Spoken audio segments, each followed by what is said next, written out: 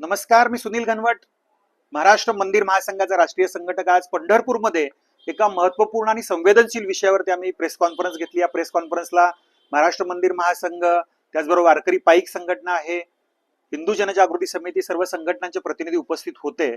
आम्ही एक महत्वपूर्ण भूमिका या ठिकाणी मांडली की अख्ख्या महाराष्ट्राचा आराध्य दैवत असणाऱ्या पांडुरंग विठू रुक्मिणीच्या मंदिरात जी एक रासायनिक वज्रलेपनाची प्रक्रिया सुरू करण्यात येणार आहे, 23-24 कालावधीमध्ये हे मंदिर बंद ठेवण्यात येणार आहे. या रासायनिक लेपन प्रक्रियेला महाराष्ट्र मंदिर महासंघ, वारकरी संघटना, वारकरी संप्रदाय या सगळ्यांचा तीव्र विरोध आहे. कारण आजपर्यंत 1988, 2003 असेल, 20 असेल, 4 वेळा जवळजवळ अशा प्रकारची रासायनिक प्रक्रिया करण्यात आलेली या मूर्तीवरती, आणि 4ही वेळा जेवढा कालावधी सांगितला जातो त्या कालावधीपर्यंत त्या मूर्तीची रासायनिक लेपन प्रक्रिया टिकत नाही. 2020 ला सुद्धा पुरातत्व खात्याने सांगितलं होतं, मंदिर समितीने सांगितलं होतं, कमीत कमी पुढची 10 वर्ष ही प्रक्रिया टिकेल, मूर्ती चांगली राहील. यामध्ये 4-5 वर्षातच मूर्ती झिजते कशी, पांडुरंगाच्या पायाला खड्डा कसा पडतो, कोरोना काळामध्ये रुक्मिणी देवीच्या मूर्तीला पाय तिचे खराब कसे होतात, मूर्ती कशी खराब होते, आणि या गोष्टी जाहीरपणे तुम्ही सांगता आहात. म्हणजे रासायनिक प्रक्रिया जी वज्रलेपनाची केली जाते ती पूर्णतः अयशस्वी आहे, अपयशी आहे, आणि याची जबाबदारी कोणीतरी स्वीकारली पाहिजे.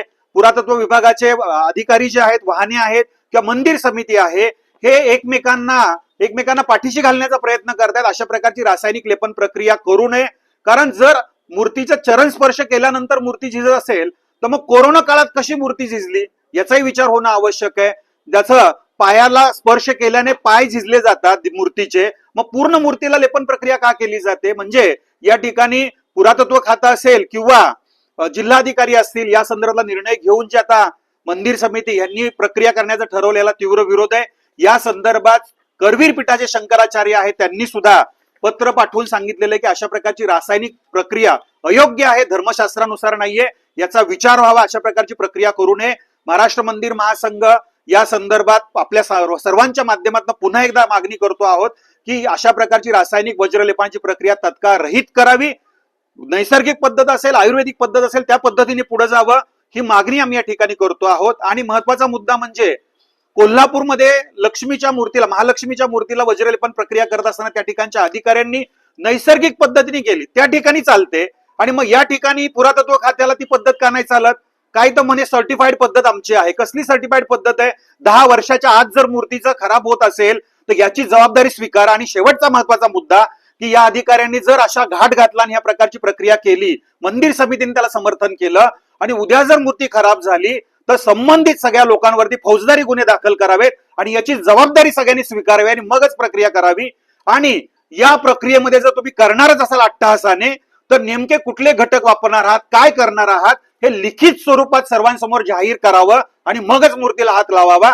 परंतु आमची मागणी हीच राहील की ही रासायनिक लेपन प्रक्रिया करू नये, अन्यथा आम्हाला न्यायालयाचे दरवाजे सुद्धा ठोठावावे लागतील. ती तयारी आम्ही केलेली आहे.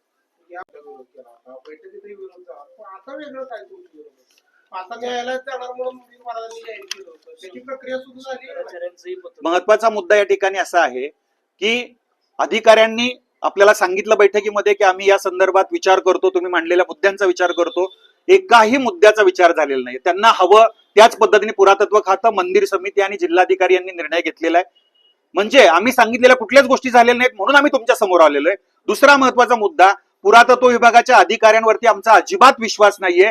कारण तोंडी ज्या गोष्टी सांगतात त्या अजिबात कृतीत आणत नाहीत. महालक्ष्मी देवस्थानाच्या बाबतीत सुद्धा हेच झालं. आम्ही दुर्वांचा रस वापरू, आम्ही नैसर्गिक पद्धतीने करू, परंतु नंतर त्यांना जे हवंय त्याच पद्धतीने केलं. त्यामुळं यावेळेस त्यांनी लिखित स्वरूपात द्यावं कुठल्या घटकांचा वापर ते करणार आहेत, किती वर्ष हे टिकणार आहे, आणि मगच करायचं असेल तर करावं. हा महत्वाचा मुद्दा सांगण्यासाठी आम्ही आपल्याकडे आलोय. आणि मंदिर समितीने पुन्हा एकदा याचा विचार करावा. भाविक भक्तांच्या, वारकऱ्यांच्या, हिंदूंच्या भावनांशी खेळू नये. हा मूर्तीचा भाग आहे, हा संवेदनाचा भाग आहे, श्रद्धेचा भाग आहे.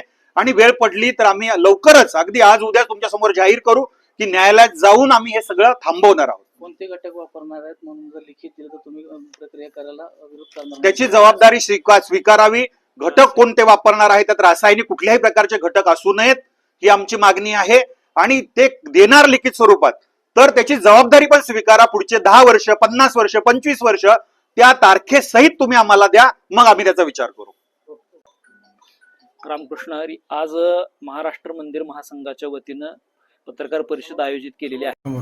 या पत्रकार परिषदेमध्ये आपण ज्या मागच्या दिनांक 5 आणि 11च्या बैठकीमध्ये संपूर्ण रासायनिक लेखन प्रक्रियेला वारकरी संप्रदायाच्या वतीनं विरोध केला होता, त्याच भूमिकेला आज महाराष्ट्र मंदिर महासंघाने सुद्धा विरोध केलेला आहे. त्या भूमिकेला पाठिंबा देण्यासाठी आम्ही या ठिकाणी आलेलो आहोत.